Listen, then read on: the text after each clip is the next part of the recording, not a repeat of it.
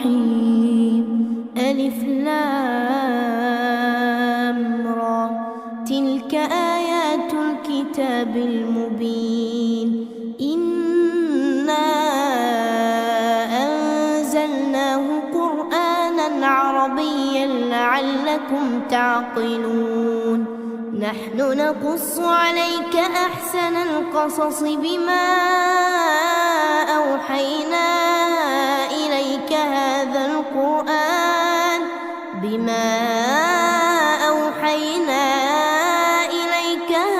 القرآن وإن كنت من قبله لمن الغافلين. إذ قال يوسف لأبيه يا أبت إني رأيت 11 كوكبا والشمس والقمر رأيتهم لي ساجدين. قال يا بني لا تقصص رؤياك على إخوتك فيكيدوا لك كيدا إن الشيطان للإنسان عدو مبين. وكذلك يجتبيك ربك ويعلمك من تأويل الأحاديث ويتم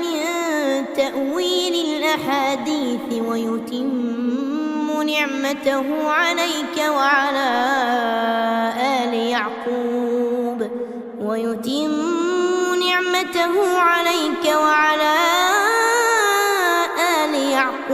كما أتمها على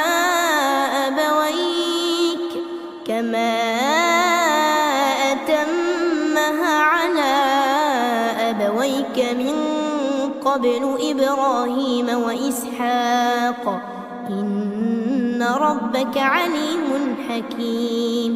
لقد كان في يوسف وإخوته آيات للسائلين. إذ قالوا ليوسف وأخوه أحب إلى أبينا منا ونحن عصبة إن أبانا لفي ضلال مبين. اقتلوا يوسف أو اطرحوه أرضا يخل لكم وجه أبيكم وتكونوا من بعده قوما صالحين. قال قائل منهم لا تقتلوا يوسف وألقوه في غيابة الجب يلتقطه بعض السيارة إن كنتم فاعلين. قالوا يا أبانا ما لك لا تأمنا على يوسف وإنا له لناصحون. أرسله معنا غدا يرتع ويلعب وإنا له لحافظون. قال إني ليحزنني أن تذهبوا به وأخاف أن يأكله الذئب وأنتم عنه غافلون. قالوا لئن أكله الذئب ونحن عصبة إنا إذا لخاسرون. فلما ذهبوا به وأجمعوا أن يجعلوه في غيابة الجب وأوحينا إليه لتنبئنهم بأمرهم هذا وهم لا يشعرون. وجاءوا أباهم عشاء يبكون. قالوا يا أبانا إنا ذهبنا نستبق وتركنا يوسف عند متاعنا فأكله الذئب وما أنت بمؤمن لنا ولو كنا صادقين. وجاءوا على قميصه بدم كذب قال بل سولت لكم أنفسكم أمرا فصبر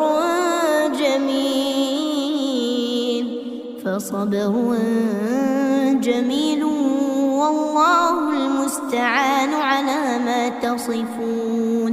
وجاءت سيارة فأرسلوا واردهم فأدلى دلوه قال يا بشرى هذا غلام وأسروه بضاعة والله عليم بما يعملون.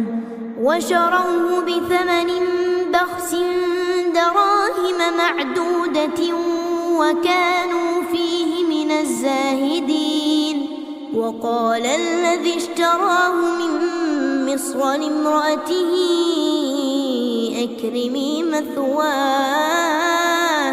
أكرمي مثواه عسى أن ينفعنا أو نتخذه ولدا. وكذلك مكنا ليوسف في الأرض ولنعلمه من تأويل الأحاديث والله غالب على أمره ولكن أكثر الناس لا يعلمون. ولما بلغ أشده آتيناه حكما وعلما وكذلك نجزي المحسنين. وراودته التي هو في بيتها عن نفسه وغلقت الأبواب وقالت هيت لك قال معاذ الله إنه ربي أحسن مثواي إنه لا يفلح الظالمون. ولقد همت به وهم بها لولا أن رأى برهان ربه كذلك لنصرف عنه السوء والفحشاء إنه من عبادنا المخلصين. واستبق الباب وقدت قميصه من دبر وألف يا سيدها لدى الباب قالت ما جزاء من أراد بأهلك سوءا إلا أن يسجن أو عذاب أليم. قال هي راودتني عن نفسي وشهد شاهد من أهلها إن كان قميصه قد من قبل فصدقت وهو من الكاذبين. وإن كان قميصه قد من دبر فكذبت وهو من الصادقين. فلما رأى قميصه قد من دبر قال إنه من كيدكن إن كيدكن عظيم. يوسف أعرض عن هذا واستغفري لذنبك إنك كنت من الخاطئين. وقال نسوة في المدينة امرأة العزيز تراود فتاها عن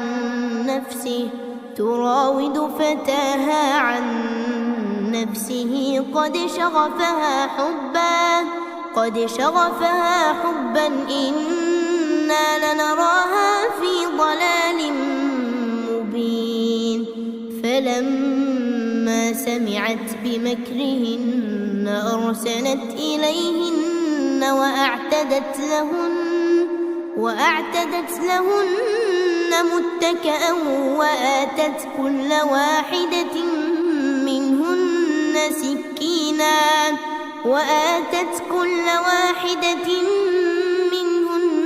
سكينا وقالت اخرج عليهن فلما رأينه أكبرنه وقطعن أيديهن وقلن حاش لله ما هذا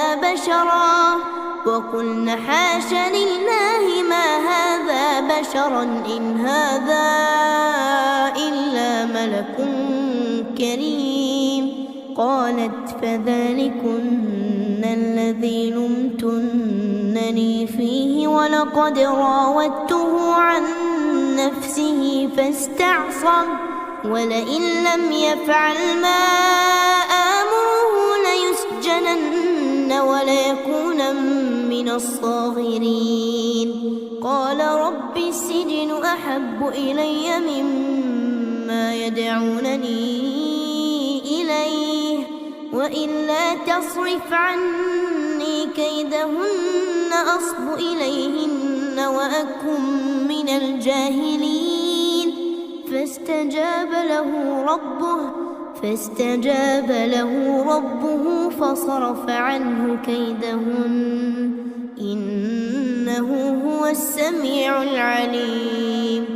ثم بدا لهم من بعد ما رأوا الآيات ليسجننه حتى حين. ودخل معه السجن فتيان قال أحدهما إني أراني أعصر خمرا وقال الآخر إني أراني أحمل فوق رأسي خبزا تأكل الطير منه نبئنا بتأويله إنا نراك من المحسنين.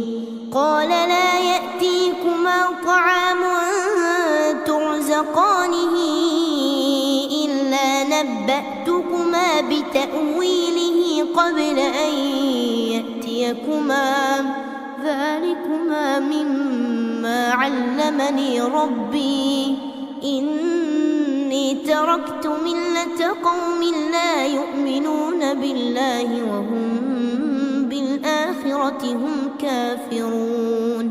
واتبعت ملة آبائي إبراهيم وإسحاق ويعقوب ما كان لنا أن نشرك بالله من شيء ذلك من فضل الله علينا وعلى الناس ولكن أكثر الناس لا يشكرون. يا صاحبي السجن أأرباب متفرقون خير أم الله الواحد القهار. ما تعبدون من دونه إلا أسماء سميتموها أنتم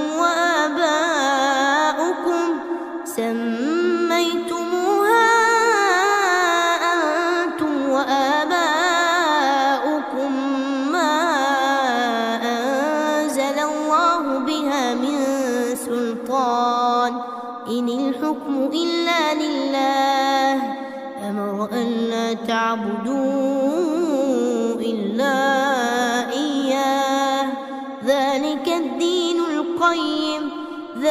الدين القيم ولكن أكثر الناس لا يعلمون.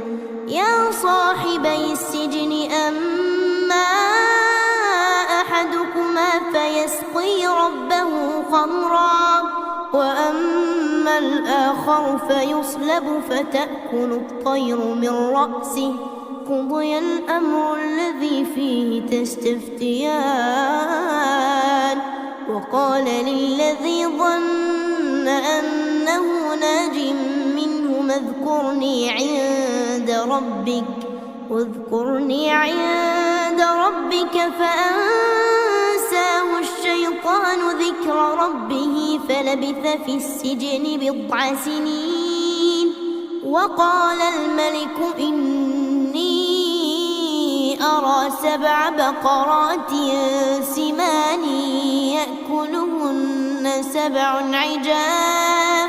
يأكلهن 7 عجاف و7 سنبلات خضر وأخر يابسات يا أيها الملأ أفتوني في رؤياي إن كنتم للرؤيا تعبرون قالوا أضغاث أحلام وما نحن بتأويل الأحلام بعالمين وقال الذي نجا منهما وادكر بعد أمة أنا أنبئكم بتأويله فأرسلون يوسف أيها الصديق أفتنا في 7 بقرات سمان يأكلهن 7 عجاف و7 سنبلات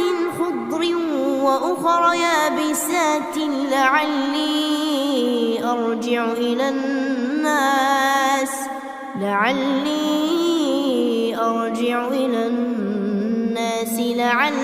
يعلمون قال تزرعون 7 سنين دأبا فما حصدتم فذروه في سنبله إلا قليلا مما تأكلون ثم يأتي من بعد ذلك 7 شداد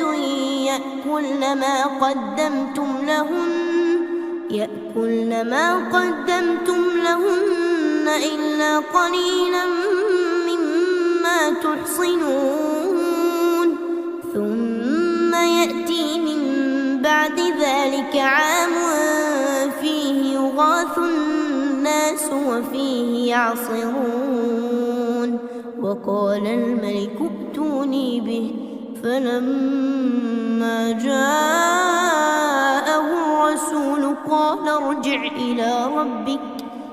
ارجع إلى ربك فاسأله ما بال النسوة اللاتي قطعن أيديهن إن ربي بكيدهن عليم قال ما خطبكن إذ راوتن يوسف عن نفسه قلنا حاش لله ما علمنا عليه من سوء قالت امرأة العزيز الآن حصحص الحق أنا راودته عن نفسه وإنه لمن الصادقين ذلك ليعلم أني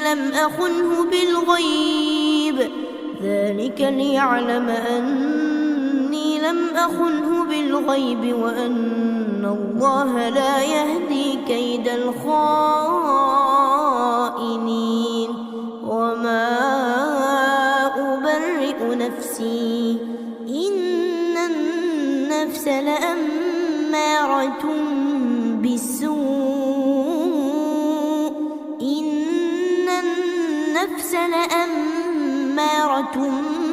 بالسوء إلا ما رحم ربي إن ربي غفور رحيم وقال الملك ائتوني به أستخلصه لنفسي فلما كلمه قال إنك اليوم لدينا مكين أمين قال اجعلني على خزائن الأرض إني حفيظ عليم وكذلك مكنا ليوسف يوسف في الأرض يتبوأ منها حيث يشاء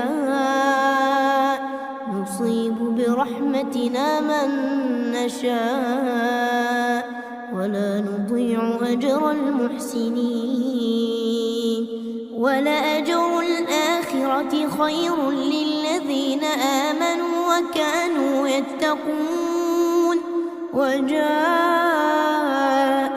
إخوة يوسف فدخلوا عليه فعرفهم وهم له منكرون ولما جهزهم بجهازهم قال ائتوني بأخ لكم من أبيكم ألا ترون أني أوفي الكيل وأنا خير المنزلين فإن لم تأتوني به فلا كيل لكم عندي ولا تقربون قالوا سنراود عنه أباه وإنا لفاعلون وقال لفتيانه اجعلوا بضاعتهم في رحالهم لعلهم يعرفونها إذا انقلبوا إلى أهلهم لعلهم يرجعون فلما رجعوا إلى أبيهم قالوا يا أبانا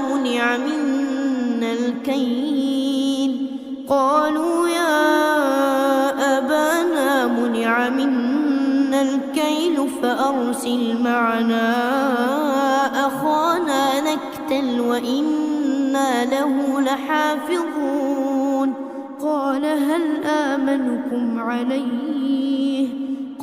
هل آمنكم عليه إلا كما أمنتكم على أخيه من قبل فالله خير حافظا وهو أرحم الراحمين ولما فتحوا متاعهم وجدوا بضاعتهم ردت إليهم قالوا يا أبانا ما نبغي هذه بضاعتنا ردت إلينا ونمير أهلنا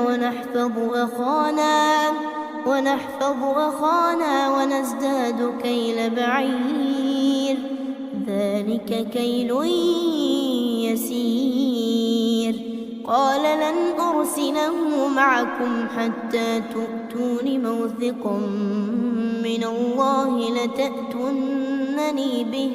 لتأتونني به إلا أن يحاط بكم فلما آتوا موثقهم قال الله على ما نقول وكيل وقال يا بني لا تدخلوا من باب واحد وادخلوا من أبواب متفرقة وما أغني عنكم من الله من شيء إن الحكم إلا لله عليه توكلت وعليه فليتوكل المتوكلون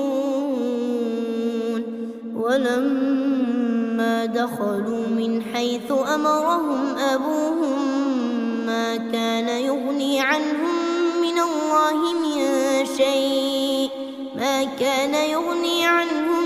من الله من شيء إلا حاجة في نفس يعقوب قضاها وإنه لذو علم لما علمناه ولكن أكثر الناس لا يعلمون ولما دخلوا على يوسف آوى إليه أخاه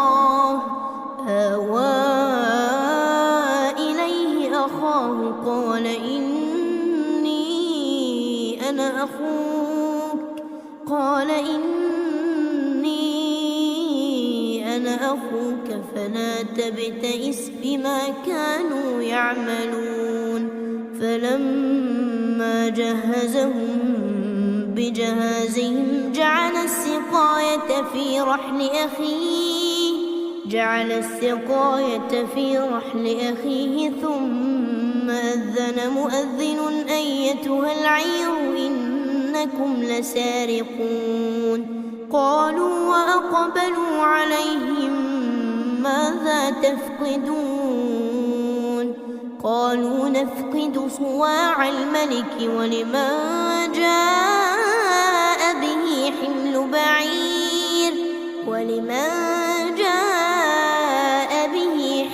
بعير وأنا به زعيم قالوا تالله لقد علمتم ما جئنا لنفسد في الأرض وما كنا سارقين قالوا فما جزاؤه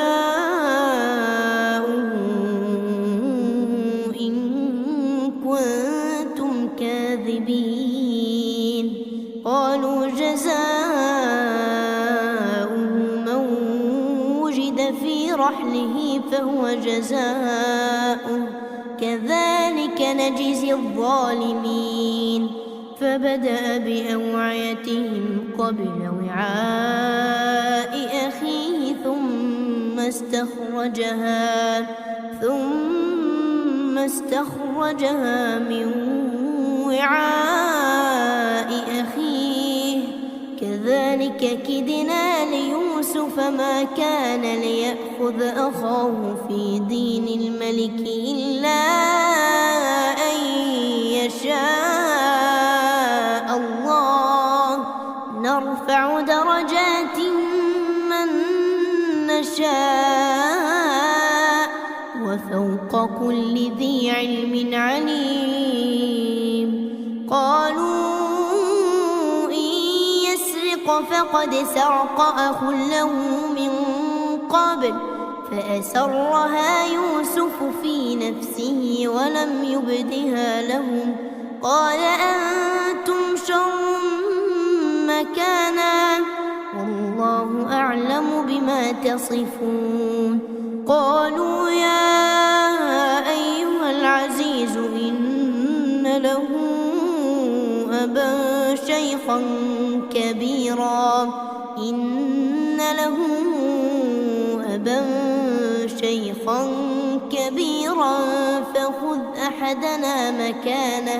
فخذ أحدنا مكانه إنا نراك من المحسنين قال معاذ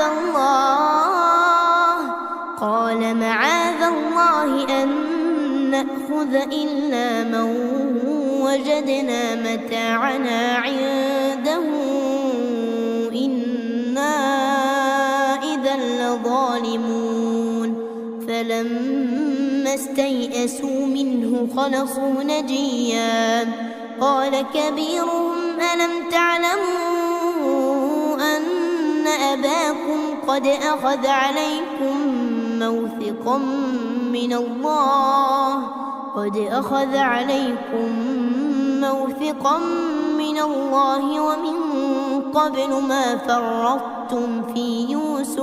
ومن قبل ما فرطتم في يوسف فلن أبرح الأرض حتى يأذن لي أبي أو يحكم الله لي وهو خير الحاكمين ارجعوا إلى أبيكم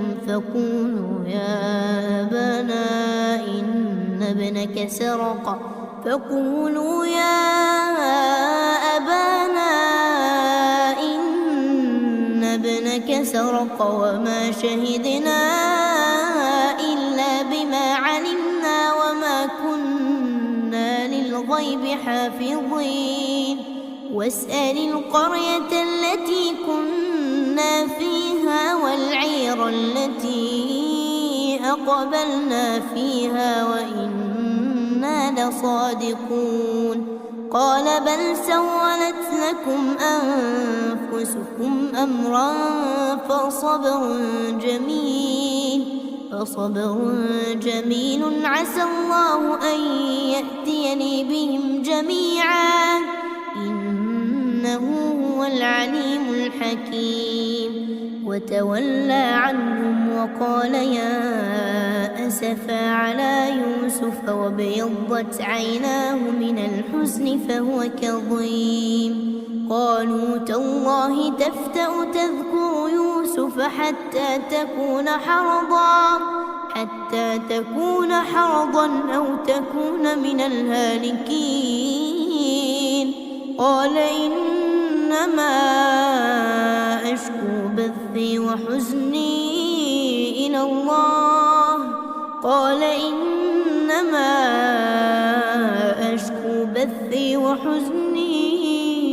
إلى الله وأعلم من الله ما لا تعلمون. يا بني اذهبوا فتحسسوا من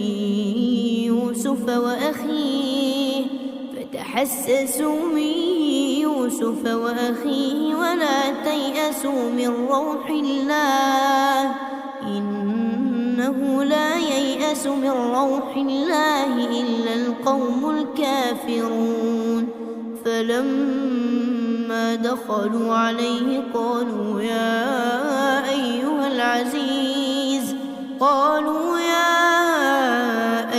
العزيز مسنا وأهلنا الضر وجئنا ببضاعة مزجاة فأوف لنا الكيل وتصدق علينا إن الله يجزي المتصدقين. قال هل علمتم ما فعلتم بيوسف وأخيه إذ أنتم جاهلون؟ قالوا أئنك لأنت يوسف؟ قال أنا يوسف وهذا أخي قد من الله علينا إنه من يتق ويصبر فإن الله لا يضيع أجر المحسنين.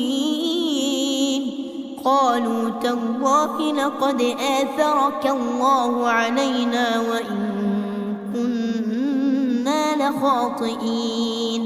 قال لا تثريب عليكم اليوم يغفر الله لكم وهو أرحم الراحمين. اذهبوا بقميصي هذا فألقوه على وجه أبي يأت بصيرا وأتوني بأهلكم أجمعين. ولما فصلت العير قال أبوهم إني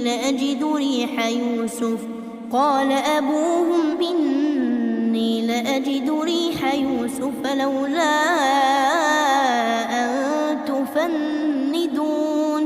قالوا تالله إنك لفي ضلالك القديم. فلما أن جاء البشير ألقاه على وجهه فارتد بصيرا. قال ألم أقل لكم إني أعلم من الله ما لا تعلمون؟ قالوا يا أبانا استغفر لنا ذنوبنا إنا كنا خاطئين. قال سوف أستغفر لكم ربي إنه هو الغفور الرحيم. فلما دخلوا على يوسف آوى إليه أبويه وقال ادخلوا مصر إن شاء الله آمنين. ورفع ورفع أبويه على العرش وخروا له سجدا وقال يا أبت هذا تأويل رؤياي من قبل قد جعلها ربي حقا وقد أحسن بي إذ أخرجني من السجن وجاء بكم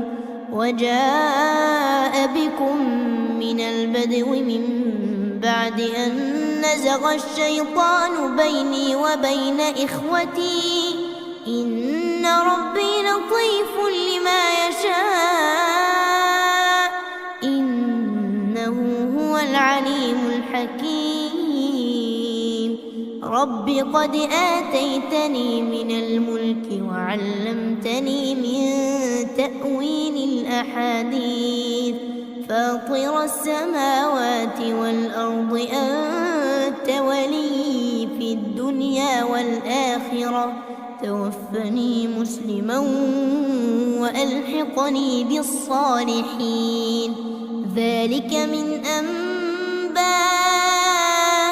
الغيب نوحيه إليك وما كنت لديهم إذ أجمعوا أمرهم وهم يمكرون وما أكثر الناس ولو حرصت بمؤمنين وما تسألهم عليه من أجر إن هو إلا ذكر للعالمين وكأين من آية في السماوات والأرض يمرون عليها وهم عنها معرضون وما يؤمن أكثرهم بالله إلا وهم مشركون أفأمنوا أن تأتيهم غاشية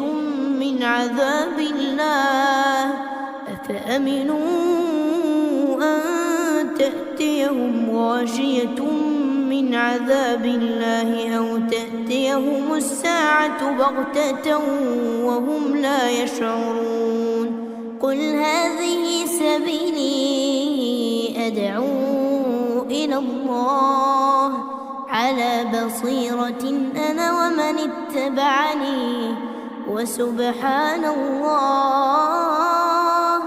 وسبحان الله وما أنا من المشركين وما أرسلنا من قبلك إلا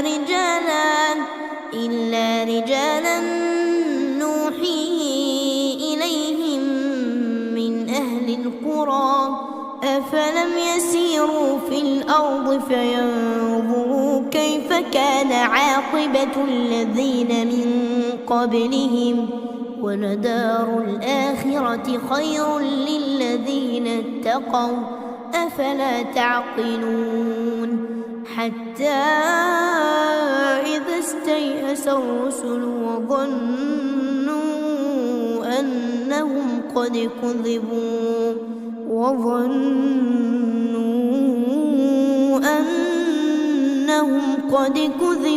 جاءهم نصرنا فنجي من نشاء ولا يرد بأسنا عن القوم المجرمين لقد كان في قصصهم عبرة لأولي الألباب ما كان حديثا يفترى ولكن تصديق